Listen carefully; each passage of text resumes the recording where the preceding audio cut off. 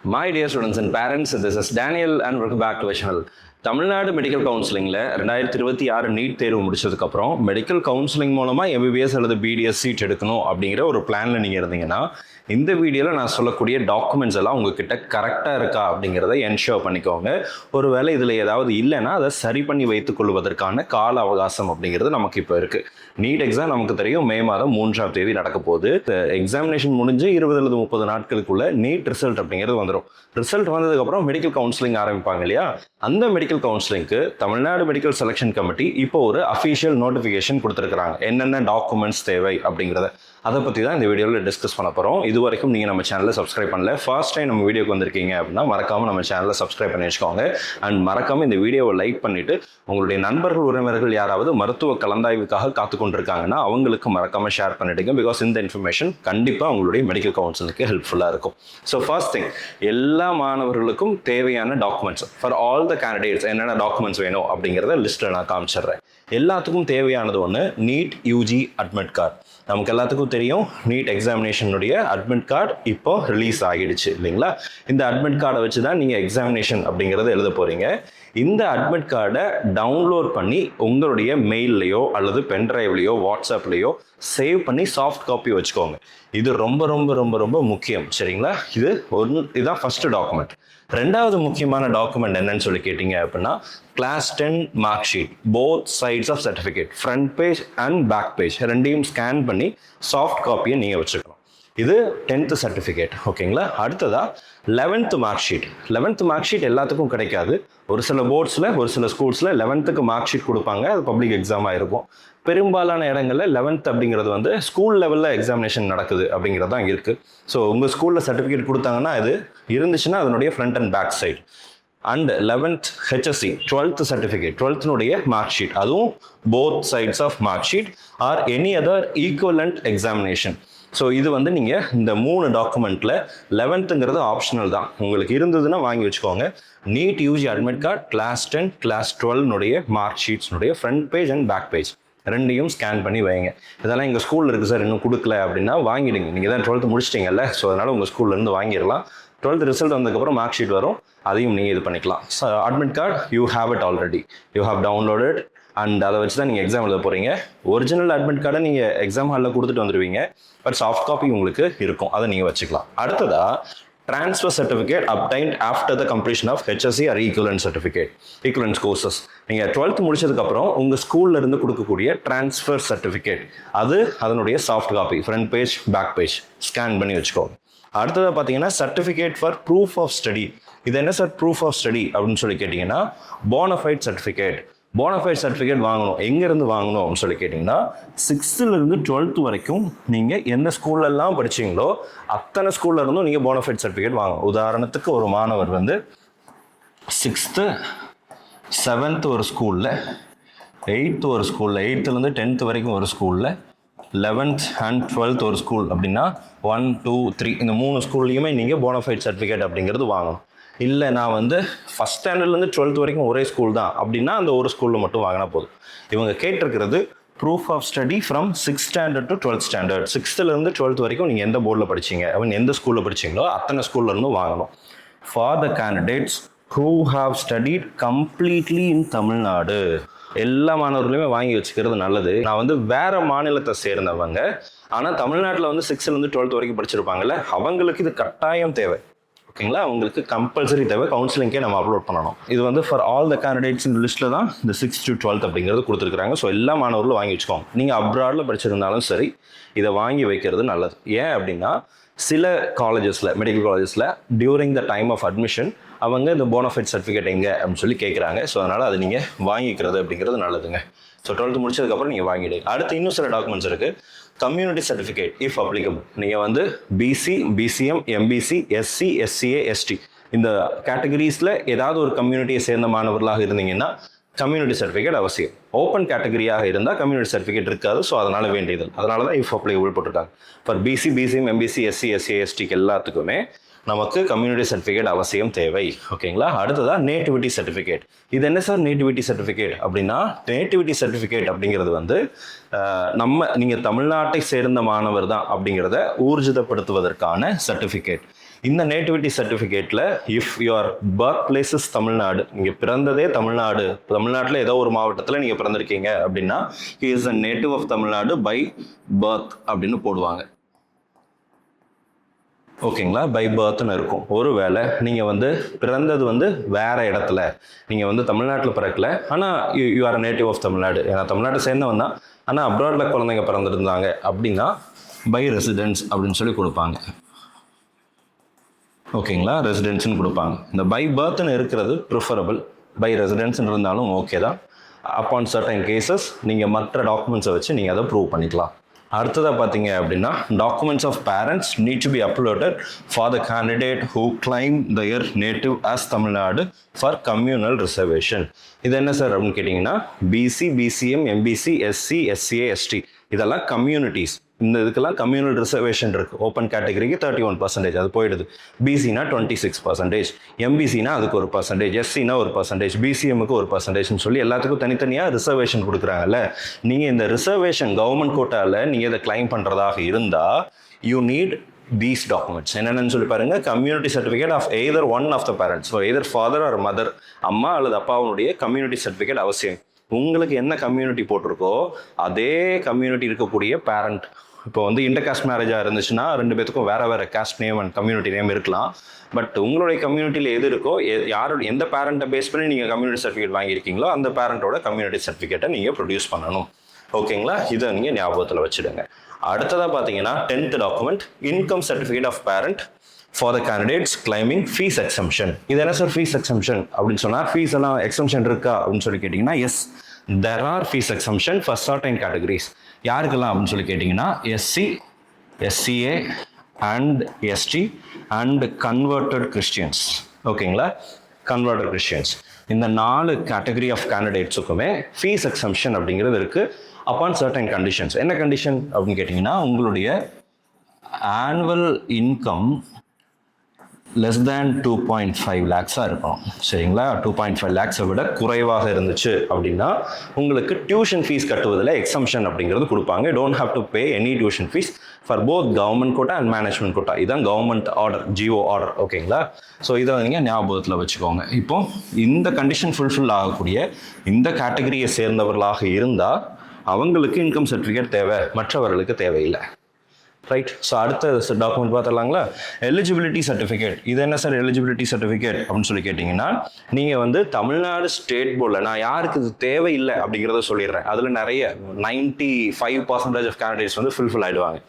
யாருக்கெல்லாம் வேண்டியதில்லைன்னு பாருங்கள், Tamil Nadu state board and CBSE board and ISC board, ICSE, CBSE and Tamil Nadu state போர்டில் நீங்கள் படித்த மாணவர்களாக இருக்கீங்கன்னா இந்த டாக்குமெண்ட் உங்களுக்கு தேவை கிடையாது. இந்த 3 போர்டை தவிர வேறு எந்த போர்டில் படிச்சிருந்தாலும் சரி யூ நீட் எலிஜிபிலிட்டி சர்டிஃபிகேட். இது எப்போ சார் ஓப்பன் ஆகும்? நீட் ரிசல்ட் வந்ததுக்கப்புறம் ஓப்பன் ஆகும். எப்படி அப்ளை பண்ணுறது? ஆன்லைனில் அப்ளை பண்ணுறது. அதை எப்படி சார் நான் கண்டுபிடிக்கிறது? நம்ம சேனலில் வீடியோ போடுவோம், சேனலில் சப்ஸ்கிரைப் பண்ணி வச்சுடுங்க. ஸோ இதுதான் இப்போதைக்கு இருக்கிற முக்கியமான அப்டேட்ஸ். இதெல்லாமே வந்து எல்லா மாணவர்களுக்கும் தேவையான documents for all the candidates. ஓகேங்களா, இப்போது சில முக்கியமான விஷயங்களை நான் உங்களுக்கு சொல்லிடுறேன். அடுத்ததாக பார்த்தீங்கன்னா சில மேனேஜ்மெண்ட் கோட்டாக்கு 7.5 ரிசர்வேஷனுக்கு அதுக்கெல்லாம் என்னென்ன அப்படிங்கிறத சொல்லிடுறேன். ஸோ நம்ம சேனலில் இது வரைக்கும் 1,27,450க்கும் அதிகமான மாணவர்கள் சப்ஸ்கிரைப் பண்ணி வச்சிருக்கிறாங்க. இது வரைக்கும் நீங்கள் சப்ஸ்கிரைப் பண்ணல அப்படின்னா மறக்காமல் சேனலில் சப்ஸ்கிரைப் பண்ணிவிடுங்க. அண்ட் இந்த வீடியோவை இது வரைக்கும் லைக் பண்ண பார்த்துட்டு இருக்கீங்க அப்படின்னா மறக்காமல் வீடியோவை லைக் பண்ணிவிட்டு உங்களுடைய ஃப்ரெண்ட்ஸ்க்கும் ஷேர் பண்ணிவிடுங்க. அடுத்ததான் மேனேஜ்மெண்ட் கோட்டாக்கு பார்த்தலாம். மேனேஜ்மெண்ட் கோட்டா போகிறதாக இருந்தால் இன்கேஸ் நீங்கள் மைனாரிட்டி கேட்டகரி போகிறீங்க, லிங்குவஸ்டிக் மைனாரிட்டி. லிங்குவஸ்டிக் மைனாரிட்டியில் என்னென்ன இருக்குதுன்னு சொல்லி கேட்டிங்கன்னா தமிழ்நாடை பொறுத்த வரைக்கும் நமக்கு Telugu and Malayalam. So Telugu minority, மலையாள மைனாரிட்டி, இந்த 2 மைனாரிட்டி கேட்டகரிஸ் வந்து லிங்குவஸ்டிக் மைனாரிட்டியில் வரும். இதுக்கு ஒரு ஃபார்மேட் இருக்குது. அந்த ஃபார்மேட்டை வந்து மெடிக்கல் செலெக்ஷன் கமிட்டி ரிலீஸ் பண்ணுவாங்க. இதை நீங்கள் உங்களுடைய ஸ்கூல்ல இருந்து வாங்க வேண்டியிருக்கும். சரிங்களா, ஸ்கூல்ல இருந்து வாங்க வேண்டியிருக்கும் லிங்குவஸ்டிக் மைனாரிட்டி.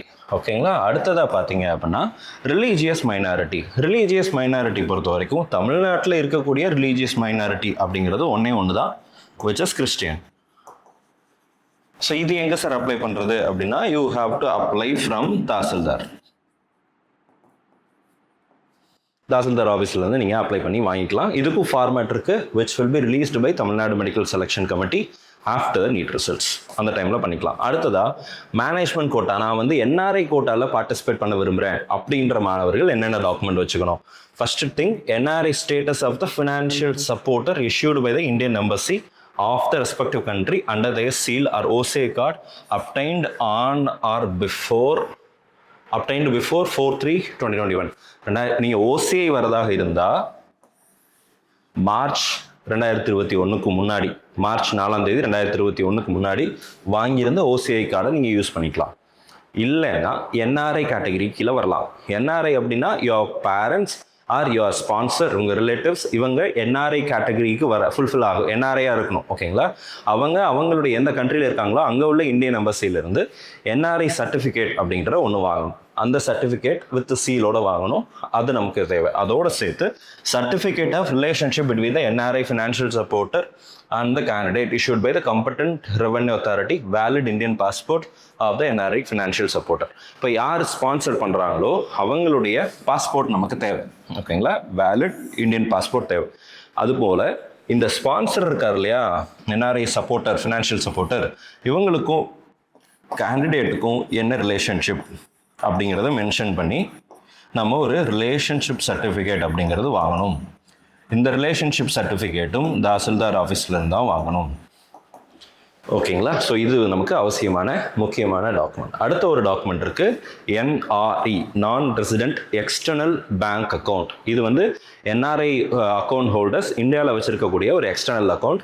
அந்த அக்கௌண்ட்டினுடைய பாஸ்புக் வேணும். ஓகேங்களா? பாஸ்புக் வேணும், அல்லது ஆன்லைனில் நீங்கள் எடுத்தாலும் சரி, பேங்க் ஸ்டேட்மெண்ட் இருக்கணும். இதெல்லாம் இந்த 3 டாக்குமெண்ட் வந்து என்ஆர்ஐ ஸ்டேட்டஸ்க்கு, என்ஆர்ஐ கேட்டகரிக்கு நீங்கள் அப்ளை பண்ணுறதாக இருந்தால் தேவையான டாக்குமெண்ட். இந்த என்ஆர்ஐ சர்டிஃபிகேட் எப்போ எடுக்கலாம் அப்படின்னா, இப்போ நீங்கள் எடுக்கலாம். எக்ஸாமினேஷன் முடிஞ்சதுக்கப்புறம் நீங்கள் உங்களுடைய எம்பசியில் அப்ரோச் பண்ணி நீங்கள் வாங்கிக்கலாம். இதை பற்றி ஏதாவது டீட்டெயில்ஸ் தேவைப்பட்டுச்சு அப்படின்னா கமெண்ட் செக்ஷனில் போடுங்க. செப்பரேட்டாக நான் ஒரு வீடியோ டெடிகேட்டடாக போடுறேன்.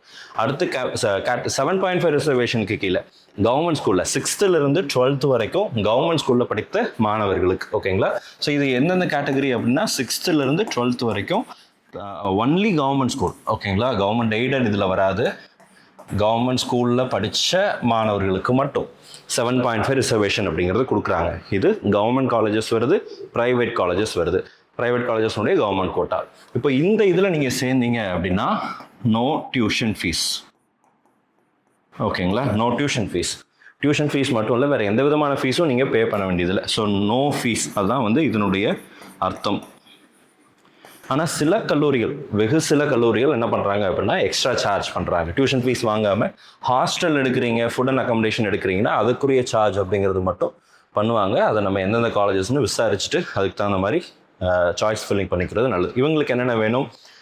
Candidates who have completed the higher secondary examination before 2022-2023 need to get a bona fide certificate for having studied in 2022-23 அந்த அகாடமிக் இயருக்கு முன்னாடி நீங்கள் 12th படித்து முடிச்சிருந்தீங்க அப்படின்னா நீங்கள் 6th 12th வரைக்கும் எந்த ஸ்கூலில் படிச்சீங்களோ அந்த ஸ்கூல் இருக்கக்கூடிய டிஸ்ட்ரிக்டில் உள்ள CEO கிட்டேருந்து, சீஃப் எஜுகேஷனல் ஆஃபீஸர், அவங்க கிட்டேருந்து நீங்கள் bona fide certificate அப்படிங்கிறது வாங்கணும்.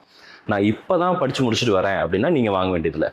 Present 12th, last year 12th முடிச்சிருக்கிறேன், அதுக்கு முந்தின வருஷம் 12th முடிச்சிருக்கிறேன் வேண்டியதில்லை. 2022-23 முன்னாடி நீங்கள் 12th முடிச்சிருந்தீங்கன்னா மட்டும் நீங்கள் வாங்கினா போதும்.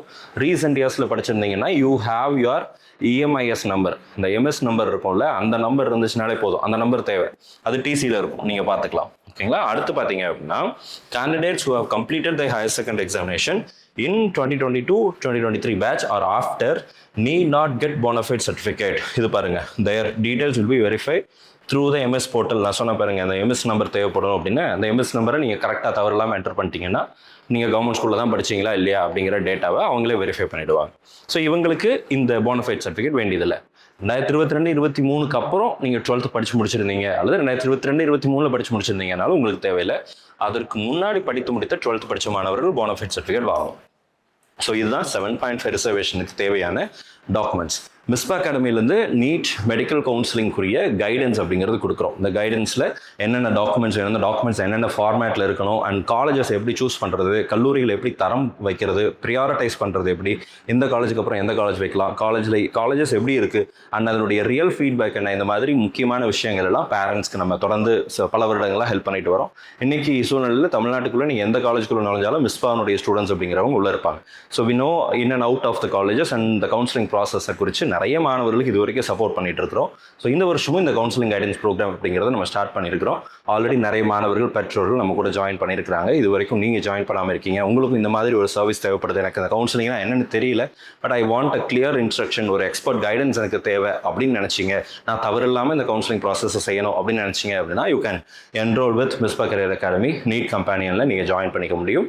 இதனுடைய டீட்டெயில்ஸ் தேவைப்படுது, எனக்கு இதில் என்னென்ன ப்ராசஸ் எல்லாம் இருக்குது, எப்படி பண்ணுறது அப்படிங்கிறது தேவைப்படுது, அந்த டீட்டெயில்ஸ் தெரிஞ்சுக்கணும் அப்படின்னா இந்த நம்பருக்கு 9514424475 அப்படிங்கிற நம்பருக்கு வாட்ஸ்அப்பில் மெடிக்கல் கவுன்சிலிங் கைடன்ஸ்னு ஒரு மெசேஜ் போடுங்க.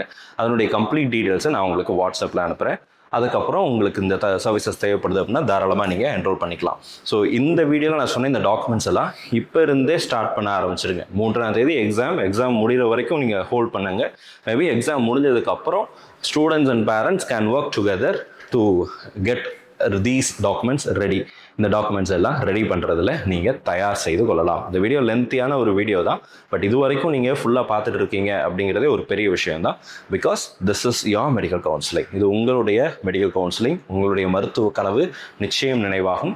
அந்த காரியங்களில் மிஸ்பா அகாடமியினுடைய இந்த சப்போர்ட் அப்படிங்கிறது தொடர்ந்து இருக்கும்.